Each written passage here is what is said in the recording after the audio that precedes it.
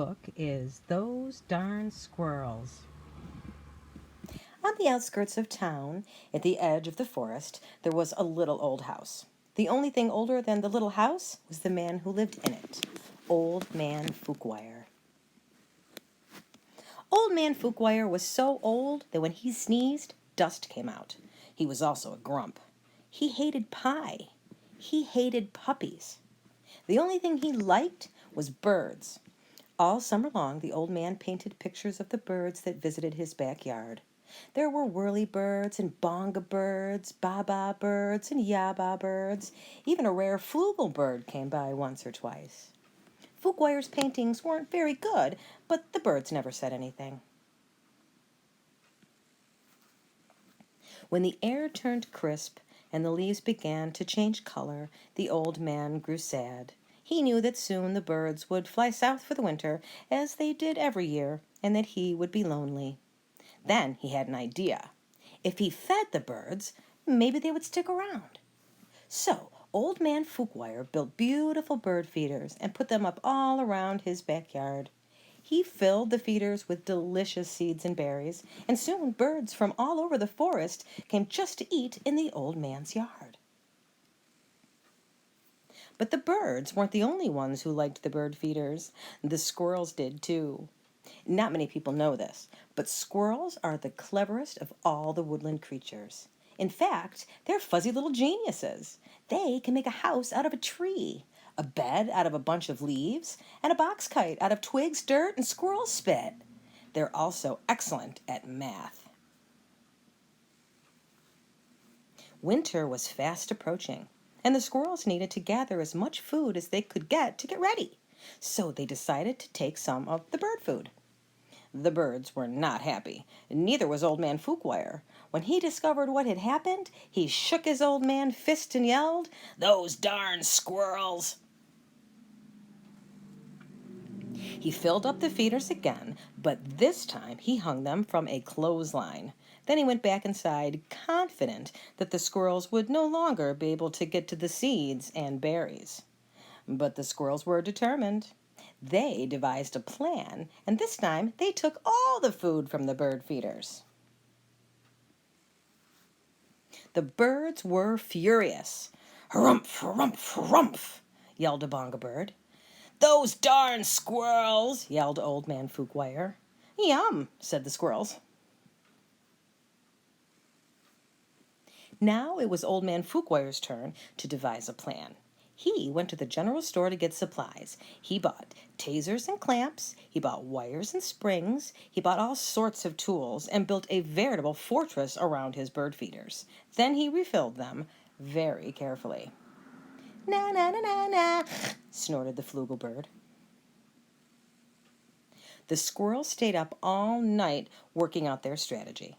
They drank cherry cola and ate salt and vinegar chips to help them stay awake. Finally, they had it, the perfect plan. They put on their tiny helmets and prepared to launch themselves into the air, over the fence, between the lasers, and onto the bird feeders. The first squirrel misfired and hit a tree. The second squirrel went too high and landed in a bucket. The third squirrel sailed clear over the house. The birds laughed and laughed. They each had one last delicious mouthful of seeds and berries from the old man's feeders. Then they flew south for the winter, just as they did every year. Said the flugel bird. After the birds left, Old Man Fuquire was lonely, just as he was every year. He fixed himself some cottage cheese and pepper, his favorite snack, but he was still lonely. When he looked out the window, the squirrels could tell that he wasn't happy. "Go away!" shouted the old man. "I don't like you squirrels!" Well, the squirrels held a meeting deep inside a large tree. They decided to give the old man a present to make up for taking the seeds and berries. Now, not many people know this, but squirrels are not only fuzzy little geniuses, they also collect just about everything they find on the ground.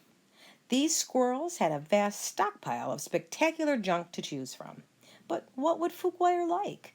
Bottle caps? Popsicle sticks? Postage stamps? Finally, they had it. the perfect gift.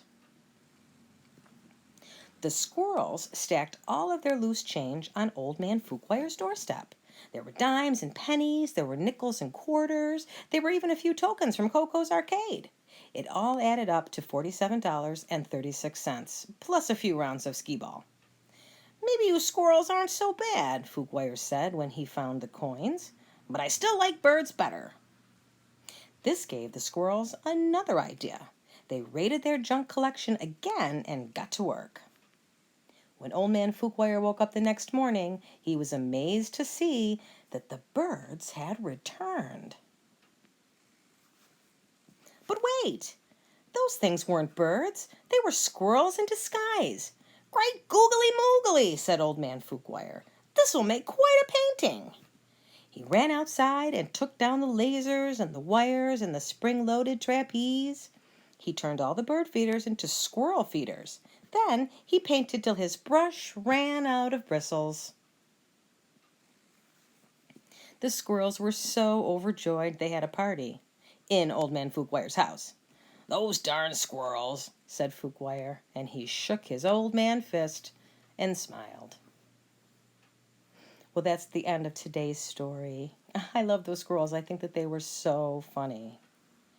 So next, you can just ask. So here are 3 questions from today's story.